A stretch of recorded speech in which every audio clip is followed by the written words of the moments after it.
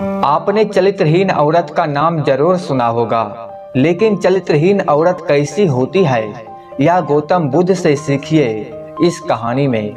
एक बार गौतम बुद्ध किसी गांव में जा रहे थे।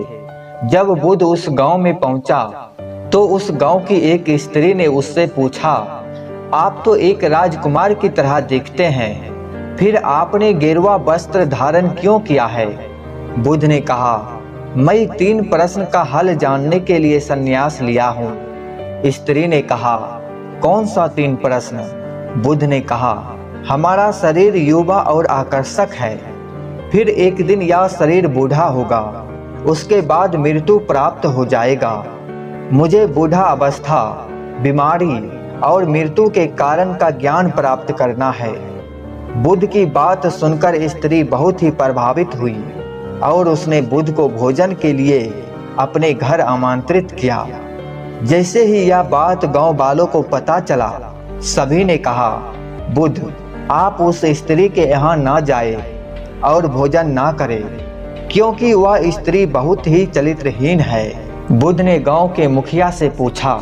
मुखिया ने कहा, हाँ बुद्ध, यह बात बिल्कुल सच है, यह स्त्री वास्तव में बहुत ही चरित्रहीन है। तब बुद्ध ने मुखिया का एक हाथ पकड़ा और कहा, अब आप एक हाथ से ताली बजाकर दिखाओ। इस पर मुखिया ने कहा, यह असंभव है, एक हाथ से ताली बज ही नहीं सकती। तब बुद्ध ने कहा, ठीक इसी प्रकार कोई भी स्त्री अकेले ही चरित्रहीन नहीं हो सकती, उसे चरित्रहीन करने वाले इस गांव वाले ही हैं। यदि इस गांव के पुरुष चरित्रहीन नहीं होते तो वह स्त्री भी चरित्रहीन नहीं होती। बुद्ध की बात सुनकर गांव के सभी लोग शर्मिंदा हो गए और वहां से चले गए।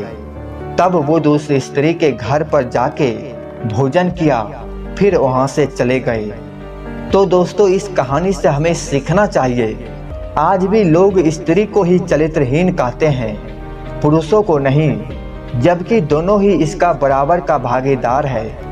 किसी भी स्त्री को चरित्रहीन कहने से पहले एक बार अपने बारे में खुद सोचना।